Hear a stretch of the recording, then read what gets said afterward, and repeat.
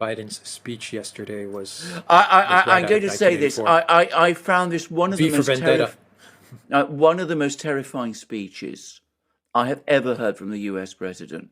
I mean, I mean, you remember a couple of And the aesthetics. videos ago. Exactly. A couple of videos ago, I was talking about, how with Simon Tisdale in The Guardian already talking about the enemy within. Well, there you go. This took that a whole league, multiple leagues further. I mean, that American president, remember how when he became president, he was going to bring the country together? Well, there you go. That's Great the true unifier. face. Yeah, the great unifier. Asiam says, a question for Robert. Under which provision of the U.S. Constitution can the U.S. government decide the legitimate government of Venezuela? If not, why is it happening? I live in India, and the Constitutional Court here would certainly make a ruling on such an important issue. Well, I can tell you, I can answer that question, even in Robert's absence. No provision on the US Constitution gives the United States government that kind of power. What it does do is it gives the president the right to conduct foreign relations. That's a different thing. It doesn't give the president of the United States, on behalf of the United States, the power to say how a particular country should be governed. The founders were completely against that kind of policy. We know that because they told us they were. This is the thing that people always overlook. We know a lot about what the founders of the United States envisaged and how they saw their republic. They did not see their republic as going around the world, changing and overthrowing governments, recognizing one party as a government and denying that another party was the legitimate government, as completely contrary both to the spirit and the letter of the United States Constitution. And if Robert was here, he would agree with me. Euro Gabor says, just the minute the FBI begins making recommendations on what should be done with its information, it becomes a Gestapo. J. Edgar Hoover. This reminds me of a certain affidavit. Well done. That's brilliant. We might even pass that one on to Robert, even though, as we've seen, he probably doesn't. He's not a fan of J. Edgar Hoover, with good cause, by the way. Hoover was a very sinister figure. I just remember him, by the way, not well, but he's at the tip of my memory. I can remember when he died, and what the things people were saying about him. Alex Glantz, thank you for that super sticker. Mark Hill says, we are on borrowed time. Enjoy this Christmas. Thank you, Mark Hill. We will enjoy this Envy Store. Yes, we still have a few months before Christmas. We still have a few months. So enjoy the months up to Christmas as well. Envy Storm says, I can't help but notice the similarities between the Trump situation and the Imran Khan situation in Pakistan from the same playbook. We had a video on this. You did a video. We did indeed, and I mean Tom Longo was discussing this at great length. I personally think you shouldn't take this too far, in the sense that, to be honest, if you want to make a comparison, it's between the United States and Pakistan, not with Pakistan to the United States. The United States is becoming more like Pakistan. Pakistan has had a deep state for as long as I can remember. And it's very powerful and very entrenched. And as I said, it's been willing to carry out coups and do all sorts of things of that kind. In the United States, it's coming from the opposite direction. It's becoming more like Pakistan. It's acquired a deep state. In the 19th century, it didn't have one. In the early 20th century, it didn't have one. It does have one now. And in Pakistan, the deep state always basically disregarded law, had contempt for democracy, all those kind of things. And we see that the deep state in the United States is gradually acquiring that. So I think we should look at it that way round. We should see that Donald Trump's problems are resembling those of Imran Khan, rather than say that Imran Khan's resemble those of Donald Trump. Lamblichus says, Alexander and Alex, I've enjoyed seeing the sights of Athens via Alex's channel. What months are best to visit Greece? When is the best weather? I want to visit Athens, Delphi, Dodona, thanks. I actually answered this, Alexander, in the chat. I wrote the answer. I said May and October are very good months. I completely May, agree June, with you. and October. May you have the flowers because the spring comes. October, it's the sea is still warm, so if you want to swim, it's a good time to swim. But there's a freshness and a brightness. October is my favorite month, actually. Yeah, it's just not as hot, and that's It's it's not as hot, hot. but not that hot. That's the So, important part. Let's see here. Where am I? Eliana McKay says, "Do you think diplomatic relations between Washington and Moscow will break completely?" I think it's a distinct possibility. I think that for the moment, both governments do want to maintain relations because they still want to communicate with each other at some level. And the militaries definitely want to maintain communication with each other. The US military certainly does. I mean, they've said so. Almost whatever happens. But the trend is very bad, and we're closer to a total breakdown of relations in the US, between the US and Russia than we have ever been at any time in my lifetime, including during the Cold War. And in Britain, we are many steps closer to that breakdown in diplomatic relations between Britain and Russia than we are in the United States. All right. Reckless Abandon, thank you for that super chat. Isaiah 53, thank you for that super chat. Reckless Abandon, thank you for another super chat. Chris Winans said, absolutely 100%, the most important podcast on earth right now. You three gentlemen are and continue to be the most positively influential voices for truth that I and my family have ever heard. Godspeed. Thank you, Chris, for that. Tatiana, thank you for that super chat. Tatiana Carmichael, thank you for that super chat. Sigrid, thank you for that super chat, super sticker. And Eliana says, do you think the green agenda is used as a weapon of the Great Reset to keep hegemony? Otherwise, why green agenda? Yes, that's the short answer. I think it is. I mean, I think there are a lot of people who who are green and who are very sincere in their beliefs. I want to make that absolutely clear. And, I'm not hostile to everything the Greens say, not by any means. But the Green movement has evolved into something very extraordinary and I think, frankly, very dangerous. And I think that it is, frankly, absolutely now part of the mechanism for achieving the Great Reset and that particular agenda. I mean, I don't think there's any doubt about it, actually. LB says the unified policy of Dems and Republicans is anti-Russia by definition of fallacy and contradiction. Can anyone prevail to stop the bloodshed? Can anybody prevail to stop the bloodshed? With great difficulty. But, we mustn't give up. Robert has talked about populist Republicans who are now increasing in strength, who are against the war, who feel that this policy is going the wrong way. Donald Trump has spoken out about this.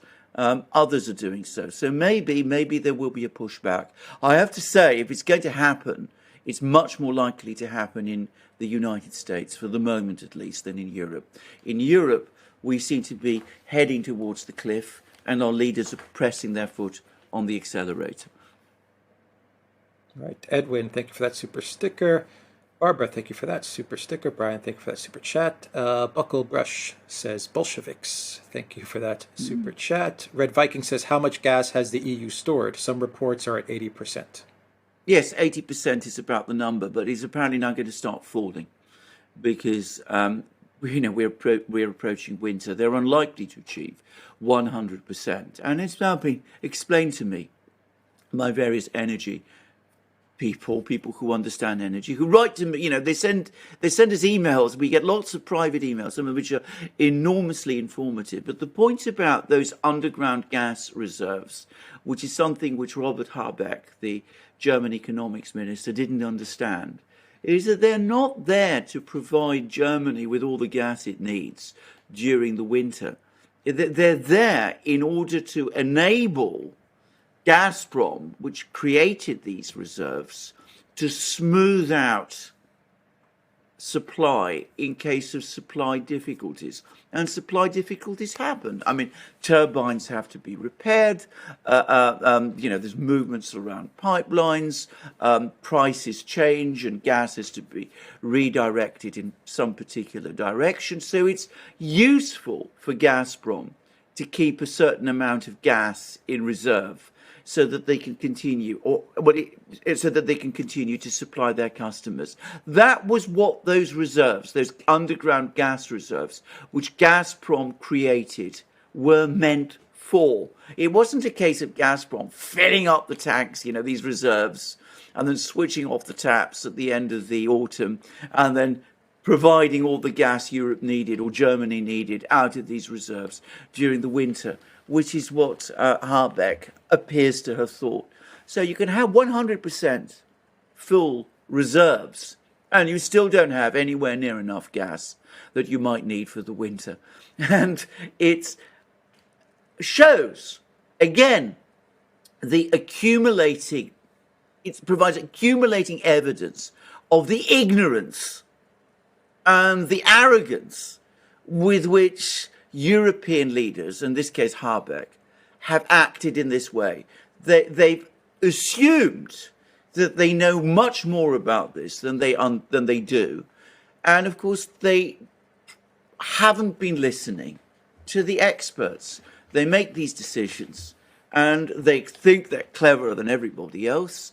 And of course, because they're not experts, but amateurs, they make elementary mistakes which real energy professionals would never make. All right. MDE, thank you for that super chat. Reckless Abandoned says, for Robert, what is the legality of the U.S. government allowing a Ukrainian hit site on U.S. soil that has killed many journalists?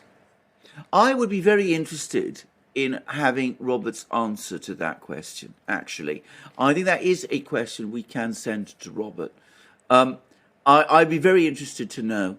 My own personal view is that since it is clearly inciting illegal activity, I'm choosing my words extremely carefully, because obviously I always have to think of the platform we're speaking on.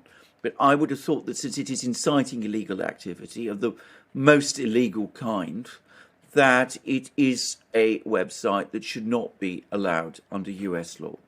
But I'd be interested to know what Robert thinks. Dashant's rule says, Dems, hey guys, we got him this time. No, really. Laughy emoji. Yeah, that's pretty much it. Trump. Yeah, that's pretty much it. That's about right. I mean, before we carry on with that, just think, though, of what this must be doing to Donald Trump as a human being and to his family, to be constantly under this kind of pressure. And he's been that ever since 2015. 7 years of it. 7 years. 7 years they've been coming after this man and finding nothing.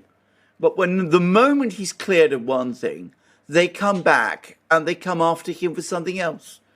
Every time. There's no basis to it. But they still keep coming. And I have to say, I can't think of anything more torturous than this.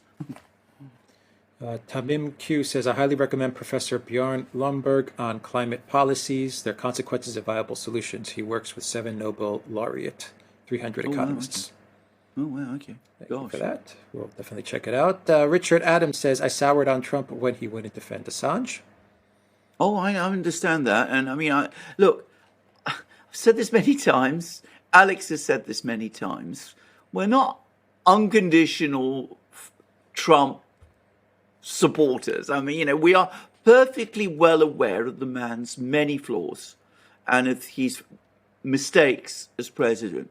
Right at the very beginning, I can remember when he first became president, I can remember Alex saying that unless Trump took steps to get on top of the social media problem, he would struggle to get re-elected, and that his entire program would probably run into the sands. I can remember Alex saying that, and Alex repeatedly saying, as the years progressed, that Trump didn't seem to understand that. His vanity meant that because he seemed to be okay with Twitter, he didn't really give this problem the attention and the importance and the priority it needed. And he got it all wrong. And he paid the price. And so, we're not unequivocal supporters of Trump. But when he is attacked in the way that he is, in these illegal and unconstitutional ways, it is incumbent upon us who believe in law and democracy to point that out. Rob Janot says, did you say Assange? Here, have some money. Thank you, Rob. MDE says, the DJT, the Trump epoch being played out, reminds me of the Psalms King David wrote of his accusers. Their words will become like swords turned back into their own hearts. Absolutely. The Psalms, by the way, are some of the most amazing poetry that has ever been written. And of course, there were songs for performance, apparently, in the temple. But you're absolutely right. There's a huge amount of this in the Psalms about, looking for protection from God, from one's accusers, people who bear false witness against one. And people often forget that David, before he became a warrior and a king, was a singer. He was a composer. He was a psalmist. I said the Bible. LB says Vindman. Yep. LB says Vindman is a perfect example of the vengeful state within the state. Absolutely agree. Chef Nick Nero says, when they're going to redact the Constitution. Oh, wait, they already have been. Very well said. Christos, thank you for that super chat. Def Lef says, how do you think this war and sanctions will end and when? For the people of Europe and Britain, not politicians, but ordinary people. It will only end when people in Britain and Europe finally say enough's enough and take steps to change the political system, which is grinding them down. Now, that may happen. It's possible. I mean, it's protests. The European elite is talking about protests, but it will only happen after there's an enormous struggle.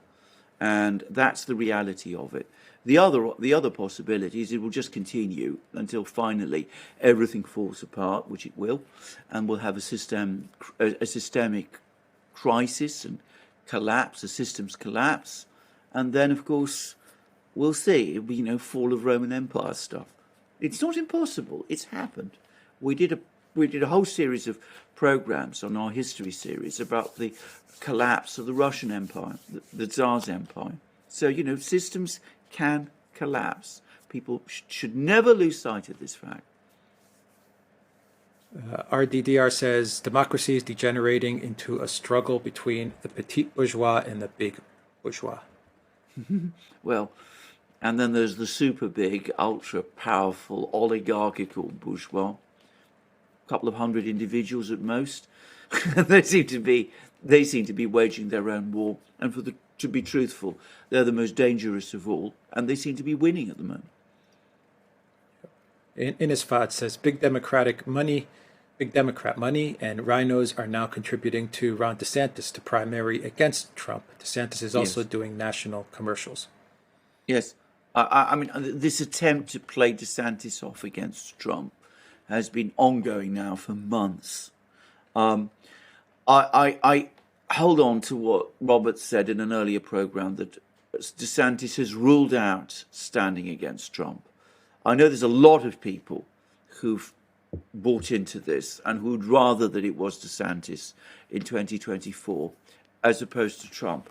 I simply say this. DeSantis, I find an extremely impressive political leader. Everything suggests that he's been an outstandingly efficient and effective governor of Florida. But on foreign policy, he is completely unknown to me. And this is one of those rare moments in US history when foreign policy is the most important thing. Unless you get that right, everything else you try to do will fail if you want to change things for the better in America. Eric Galitzis, thank you for that super chat. Calberry, thank you for that super sticker. Kyle, thank you for that super sticker. Hank, thank you for that super chat. And thank you again, Hank, for another super chat. And Tom Bear says Ben Shapiro is a warmonger. He loves it when we spill blood and treasure in the Middle East for the project. I think Robert would agree with that. I mean, you completely agree with that. Thank you for that. Reza says, good discussion yesterday on Vivo Fry, Mr. Barnes. Thank you for that. Reza.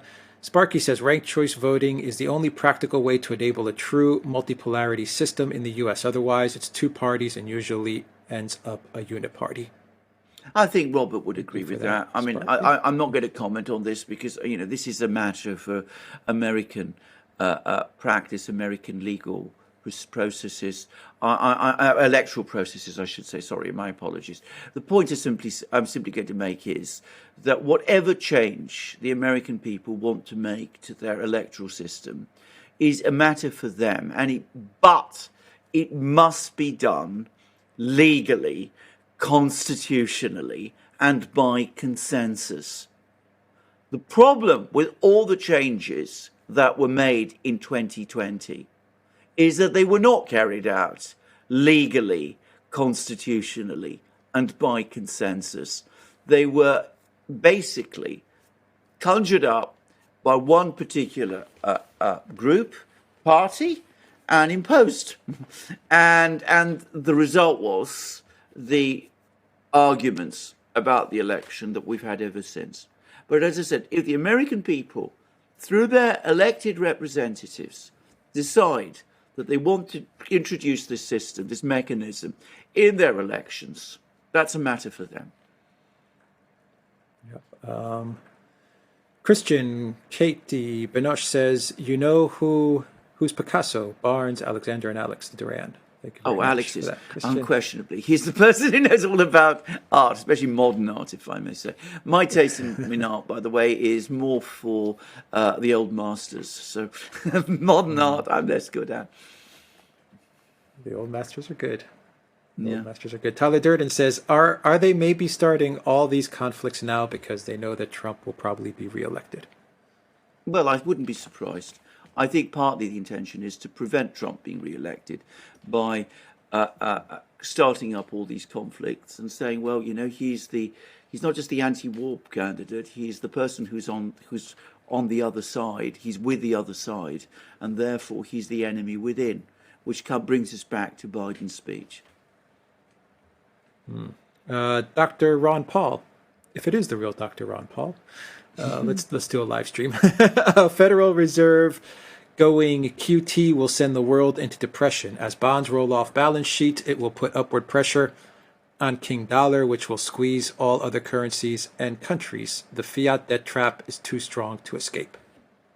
Well, I don't think it's too strong to escape if the will is there. The problem is the will there? I don't know that it is. I think all the indications are that what we are seeing now are increasingly frantic attempts by the powers, the people in control, the people who run the Federal Reserve, who run the Treasury, to try to keep the existing system working. And, patch it up in some way, come up, increase interest rates there, do a bit of QE there, do a bit of QT here, do this, do that, and hope that it all holds together. But if you really wanted to change the system, to carry out a proper monetary and financial reorganization, you could do it. I mean, it's been done before. It's not impossible. But will it happen? Well, that's an entirely different thing.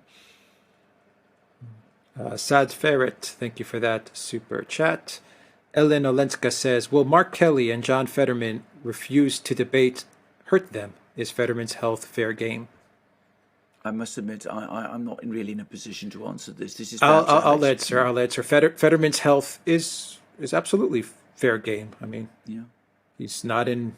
It doesn't seem like his health is good enough to govern. But that's Fetterman's the guy running for Pennsylvania, Alexander, and Mark Kelly's for Arizona. Okay. Right. Yeah, but he's had a lot of health issues, like Robert hinted at during the live stream, because of various medical procedures that took place a couple of years ago. Oh dear. Oh, dear. And Say no more. yeah, he has a hard time, you know, functioning. It Oh seems. dear. Oh dear. But he's ahead in the polls, supposedly, against against Dr. Oz, so Oh well. in Pennsylvania. So who knows? It goes back to the polling stuff they were talking about. Yeah, I know. I know. Yeah. Anyway, let's see. Sparky says, good, bad, or indifferent. J. Edgar Hoover went partisan and was obsessed with government stability. He covered for influencers as much as he threatened them. Unlike today, his files were physically limited. The last point is absolutely true because, of course, they were paper files, so they are by definition limited. Today's files, well, they can be infinitely huge if they need to be, because we live in a completely different age of data storage. All I get to say about this is I take your point. Hoover was, in my opinion, one of the most sinister figures, perhaps the most sinister figure in US history up to now. I think, compared to what's going on today, he was almost an amateur. I mean, his was practically a scissors and tape operation. I mean, it was done on a microscopically smaller scale than what we're seeing now. And Enra, I think he was much less embedded in the political system, the party system, than what we're seeing now, too. Enra, thank you for that super sticker. Joanna, thank you for that super sticker. Elza, thank you for that super sticker. Frank O'Reilly, thank you for that super chat. Ellen Olenska says, Biden and deep state are dividing the U.S., demonizing opposition as undemocratic, just like CIA NED operate in countries where the U.S. wants regime change. Yeah, I think We actually this is answered all that question. Yeah. It's absolutely true. Yeah. You were going to say something? No, I mean, I'm just agreeing with it. I mean, as I said, I think it's one of the most sinister and frightening speeches I've ever seen an American president give. LB says the short summary is who is asking, what are they asking, and how they state the question. That's with regards to polling, when someone asks a question during polling. Yeah. Well said. Sonia, thank you for that super sticker. Brian, thank you for that super sticker. Life of Brian says they're trying to set up another Whitmer-style entrapment scheme with the constant Republicans are fascist rhetoric. Yeah. Yeah. Yeah. Gail Mibson says bring Barnes more often. Very interesting. Well, he's a very busy man. I mean, just bear something in mind. Robert, actually, I hold in awe because, of course, he has his legal practice. Anybody who has worked in a legal practice knows how demanding that is. And he runs a superb legal practice. And, of course, he does all these high-profile cases. And don't be under any illusions, that is incredibly hard work. And then he's so generous with the time he gives us, and so generous in the time he gives other people. I'm astonished, personally, that there are enough hours in the day for him to do all the things he does. Dawit Mesfin, thank you for that super chat. A different perspective says, is the U.S. paying for uranium in ruble or dollar? Very good question. At the moment, they're paying for it in dollars. They're certainly not going to touch the ruble. I mean, they don't want to make the ruble even stronger than it already is. By the way, I just ought to say, ruble at the moment is trading at around 60 to the dollar. Now, that may seem like slightly softer than it was in June, when it was about 55 to the dollar. I think this is an illusion. I think what has happened is that the dollar has got stronger, not that the ruble has got weaker. Bear in mind that the other leading currencies, the euro and sterling and the yen, are crashing against the dollar. The ruble is holding its own. So that suggests to me that the ruble is also strengthening against all the other major currencies apart from the dollar. And that is interesting and important in itself. Rogue Thought says, can't wait for Biden, the great unifier, to talk about the soul of the nation tonight. Take a shot each time he calls half the nation fascist. Yeah, absolutely. He definitely gave an interesting speech. Wonderfully said. Yeah, well said. Everett says, gentlemen, thank you for existing. Uh, Jeff Pearson says, Robert, do you agree that Chinese communists have always been terminally paranoid? Seems to be that is their weakness. Well, I don't know how paranoid they are. I mean, the nature of such systems is that there's always huge insecurities and paranoia. And certainly Mao, in his Cultural Revolution times, was definitely becoming increasingly paranoid. I mean, you only have to look at the rhetoric to see this. Whether the present lot are paranoid in that kind of way, I don't know. Raphael says, for the first time, I disagree completely with Alexander. China is not afraid to go to war with anyone. China and Russia want this war. Their time. I don't know. I don't I think they so. want this war. I don't think they want this war. I think the Chinese, if I have to say, I think a couple of years ago they thought everything was going very well for them. They were trading with the United States and they were making huge amounts of money for it. They had Taiwan basically as an economic satellite, which it was. I mean, I've actually been reading a lot about the development of Taiwan's semiconductor industry, and I gather that the Chinese, to a great extent, facilitated that because it was convenient for them in some ways. So I think that they were quite happy with the arrangements which existed. And then along comes Donald Trump, and he makes criticisms, and he starts to impose tariffs. And then there's the Huawei affair, and now we have this crisis over Taiwan. I don't think the Chinese wanted any of these things, but the point is they will respond. Raphael says, when both forces are almost the same in capability, war is about size, population, and territory. China, Russia, and Iran together, they want to fight. I don't know that they want to fight, as I said. I think I've explained my view. I think from their point of view, they look at their respective resources and they say, well, things are going our way. We have time on our side. If it's a question of superpower rivalry. So why go to war? Jeff Pearson says, Chinese communist paranoia and insecurity screws up all their strategic relationships, always fighting their own collective mental health issues. Yes, I mean, I'm a bit suspicious of this. I mean, the way that China and Russia have improved their relations, I think to a great extent refutes this. And I think that also people in the West underestimate how close relations China has with many other Asian states. Nitzwitz says, in regards to McCain, Proverbs 11:10, when the righteous prosper, the city rejoices. When the wicked perish, there are shouts of joy. We have lots of biblical quotes today. Yeah. Barry Cream, yes, please, says, for you, think we will see politicians with Taiwan flag pins, or how about desecrating the U.S. flag with the Taiwan flag? Yeah, I wouldn't be surprised. It may come to that. I hope it doesn't. Jeff Pearson says, my take on Barnes. Barnes is definitely not pro-war and definitely not an imperialist. He is pro-U.S. and isn't a coward when it comes to standing up to police. I agree with all of that. I'm sure Don Robert would agree with you too. Great. Let's see. Greg UW says, you guys are wrong on central bank's role. They don't print money. The monetary issues are tied to supply, demographics and supply, and liquidity issues. Banks and treasuries print money, not CBs.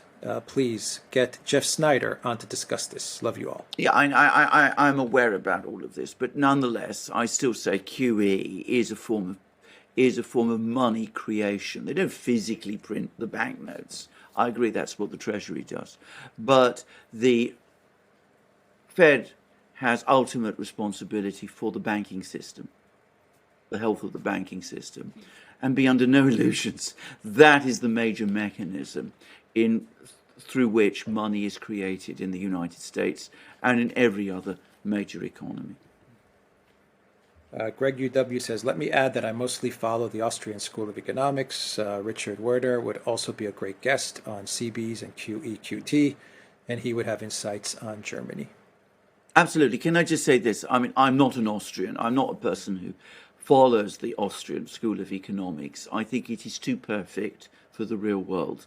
But I greatly admire its rigor, and I greatly admire some of the economists, Mises especially, who were Austrians. As I said, I may not agree with them on many things, but their critique is one that I have always valued, and that extends to the Austrians who are around today. Reza says the lawsuits were filed over 3 weeks ago. Yeah. Thank you, Reza. Deborah says Angelo Giuliano is the best, truest view on China. Okay. Yes, Angelo is good. Absolutely. Jeff Pearson says, meant to say that Barnes isn't afraid to stand up to establishment bullies. Found him different from Republicans, rhinos, and Democrat ideologies. Yeah. Well said. Enzo says, great stream, guys. Patrick E says, you three help it all make sense. Thank you. I love when Robert Barnes comes on. You are all brilliant. Again, thanks. Thank you, Patrick. We love it. Sage we and love it Fools. when Robert comes. We love it when Robert Barnes comes on as well. They're real fun programs to make. Sage and Fool says, thank you for mentioning individual lawsuits versus class action. Isn't a swarm of individual lawsuits more effective against governments that have infringed on civil liberties rather than an easily dismissed class action by corrupt judges? Well, that is true. Of course, you mustn't discount the utility of class actions. I mean, every case has to be conducted according to its, particular character. You can't make a cut and dried rule about every single case. You can't say that in every situation it's better to have it conducted in this way or to have it conducted in another way. That's where a good litigator is important, because a litigator can look at something, say that this is something that will fly, that this will work, this is good prospects, and we're going to conduct it, and this is the way we're going to conduct it. And that's the kind of tactical decision that a lawyer who is a really good litigator can take. And you can't draw up rules, if I can say, and say that, in this kind of situation, that's what you do. By the way, in law schools, one of the worst things that I've seen over the last 30 years is that in law schools, they are trying increasingly to do that. They're trying to come up with cut and dried rules for how litigation should be conducted. No, I don't mean, the rules of procedure.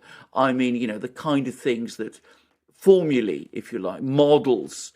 And, they even come up with models of how court cases should be run. And I've looked at them and I've just shake my head and then say, this is all wrong. And Robert isn't that kind of a lawyer. He doesn't work to a model. I can tell you that. I've never discussed this with him, but I can tell you that for certain. Jeff Pearson says, pandemic planning for years. Barnes is right. Thank you for that, Jeff. Karen, thank you for that super sticker. Zandanga says, excellent information and analysis. Thank you. Jeff Pearson says, Assange and Project Veritas are legally in the same situation. The U.S. has simply denied Assange his inalienable and human rights. And Jeff also says, inalienable rights in the United States were never intended to be limited to U.S. citizens. Inalienable rights were to apply regardless of citizenship. I know, crazy idea, right? No, it's not a crazy idea. It's absolutely true. Because what is it the Declaration of Independence says? Independence says, how does it begin? I can't remember the exact words, so Americans must forgive me. But, we believe that the Creator, gifted men with human beings with certain inalienable rights, which were life, liberty, and the pursuit of happiness and various other rights. Ultimately, flow from that as set out in the Constitution. But the point is, the Creator confers inalienable rights upon everyone. It's not confined by citizenship. Of course, how we enforce those rights, how we protect those rights, that's something that every nation and every state has to do by itself through the mechanisms of its law and constitution.